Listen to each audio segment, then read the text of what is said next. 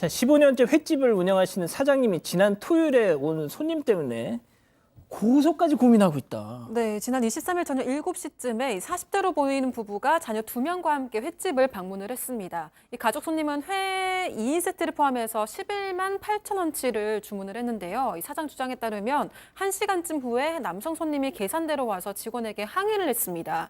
내용은 다른 테이블에 미역국이 나가는 걸 봤는데 왜 우리 테이블은 안 줬냐라고 한 건데요. 그래서 직원은 손님이 주문한 메뉴에는 미역국이 포함되어 있지 않았고 다른 손님이 혹시 아이가 먹을 만한 게 있는지 따로 요청을 해서 드린 거라고 설명을 했습니다. 이 해당 횟집은 낮 식사 메뉴에 미역국이 나가는 경우도 있고 안 나가는 경우도 있는데 마침 그날에는 미역국이 있어서 서비스 차원에서 줬던 거라고 합니다. 지금 설명을 드리는 것 같아요. 네. 저 상황이. 자, 저렇게 사장님이 막 이러쿵저러쿵 막 설명을 드리니까 일단 뭐 수긍을 하고 돌아갔으면 저희가 다루진 그럼 않겠죠. 끝날 일인데 아마 직원에게 사장 어디 있어 소리를 쳤던 것 같습니다. 그래서 사장이 직접 나가서 다시 설명을 했던 것 같아요.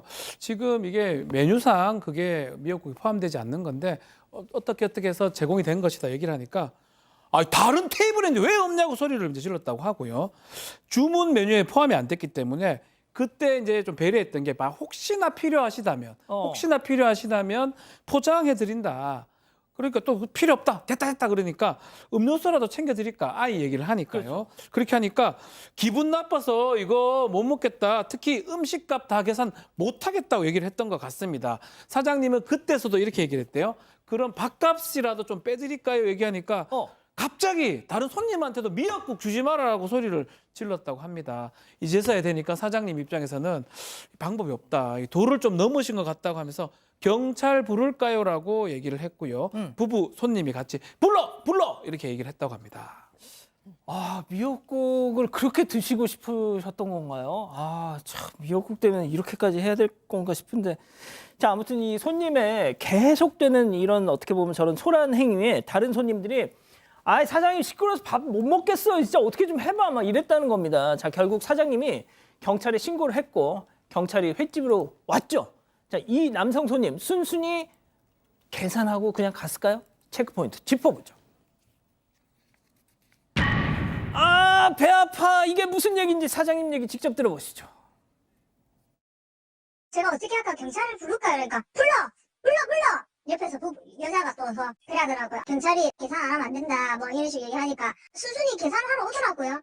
그래서 제가 아까 제가 좀 서비스 해드린다 했으니까 좀 할인 좀 해드릴게 하니까 됐어 필요 없어요 다 계산하세요 소리 지르면서 완전 난리가 났더라고요. 계산 딱 끝나자마자 경찰이 옆에 서 있는데 배 아파 배 아파 야 병원 가자 딱 이 말투로. 자, 일단 이 사장님 주장입니다. 저 남성 손님 식사를 하러 왔을 때는 그 계산하기 전까지는 전혀 말짱. 자, 그런데 계산을 하자마자 갑자기 막 또 경찰도 있는 데서 아유 배야 뭐 이랬다는 주장입니다. 네, 그렇습니다. 그런데 이렇게 막 갑자기 이제 계산하자마자 막 배 아프다 그러고 토할 것 같다 그러고 병원 가야 될 것 같다고 그랬는데 문제는 그거를 다른 손님들도 다 들었다는 거예요. 그래서 손님 그런 식으로 얘기하지 마세요. 이 사기 압박이 얼마나 무서운지 모르세요?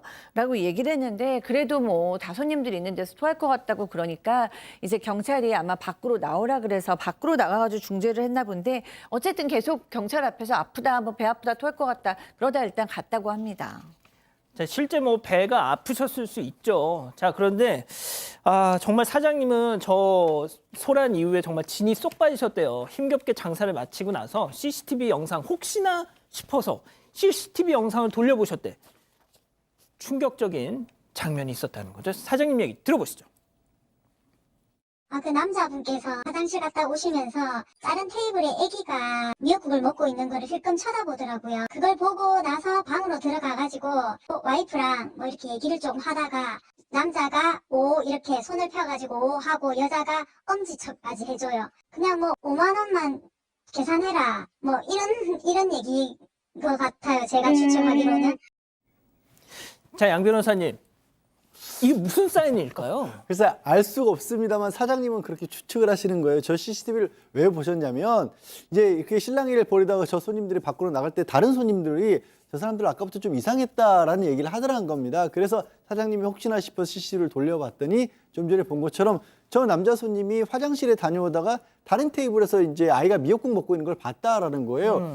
근데 모르겠어 저걸 보고 왜 그런 생각이 드는지 저는 이게 이어지지가 않긴 합니다만 어쨌든 사장님이 보시기에는 그러고 방에 들어가더니 갑자기 저렇게 여자 손님한테 귓속말로 쏙닥쏙닥 하고 그리고 남자 손님이 손을 딱 펴서 5를 딱 표시하니까 여자 손님이 이 엄지척을 딱 했다는 거죠. 그게 사장님이 추측에 혹시 그러면 야 우리 5만 원 정도만 내기자 그러니까 여자 손님이 좋아 이렇게 했던 게 아닌가. 그러니까 사장님도 이런 일을 겪고 나니까 이제 아무래도 사장님 입장에서의 해석이 좀 들어갔을 수 있죠. 그렇죠. 네. 뭐 어떤 분은 공판장 경매 사인이라고 말해주시는데 뭐 그건 아니겠죠. 뭘까요? 아, 그건 아니겠죠. 예. 뭐 모르겠어요. 예. 아. 예. 자, 근데 그 이 남성 손님이 네.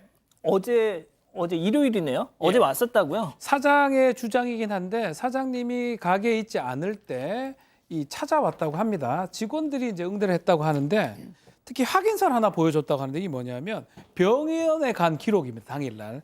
그래서 병명에 상세불명의 위장염을 있다라고 적혀 있다고 하고 그래서 직원이 병원비 받으러 오셨냐 하니까 병원비 받으러 왔다라고 돌아갔다고 하는데 문제는 이게 보험 뭐 영업 배상 보험 같은 게 가능한데 하려면 보니까 아프긴 아프셨네요. 뭔가 저거 그냥 받기는 어렵거든요. 위장염 뭐 결장염 하는 거 봤을 때는 그러게요. 그래서 식당하고 인과관계가 있어야 된다. 그렇죠. 그래서 그 부분을 좀 필요하니까 보험 접수 필요하면 도와드리겠다라고 얘기를 했다고 하고요. 다만 그런 얘기를 합니다. 사장님 입장에서는 아이도 왔었고 또 부부 왔으면 3명 같이 왔는데 왜 한 명만 아프냐 이런 부분은 조금 문제가 있는 거 아니냐. 만약에 정말 음식에 문제가 있었다면 3명 다 지금 문제가 있어야 되는 거 아니냐라는 횟집 사장님의 주장도 있습니다.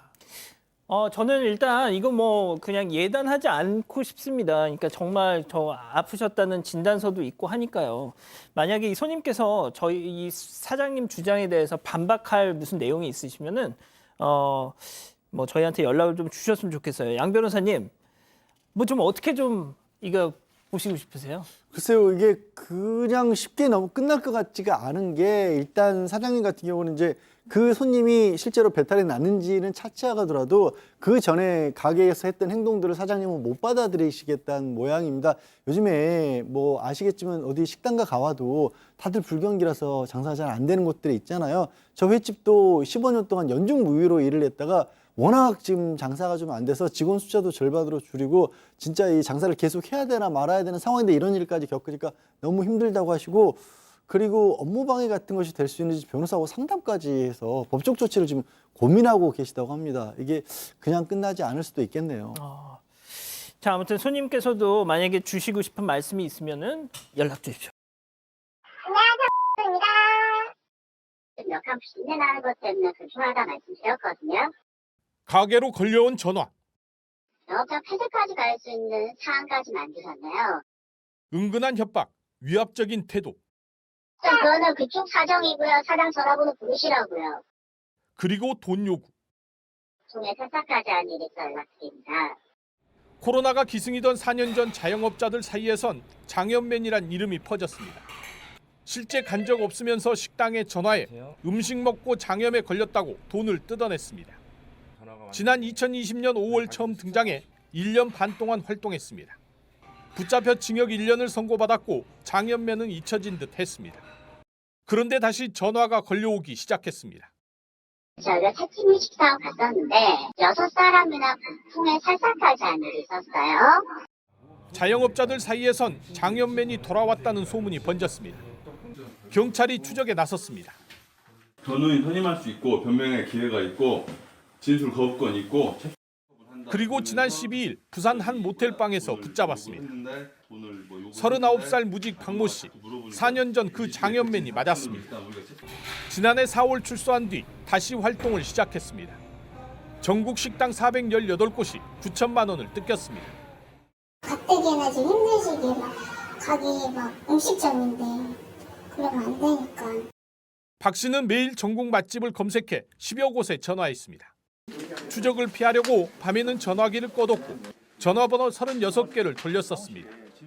근거 자료를 달라고 하면은 성질내면서 전화를 끊고 다시는 그 업소에 전화 안 합니다. 돌아온 장염맨은 결국 구속됐습니다. JTBC 정진명입니다.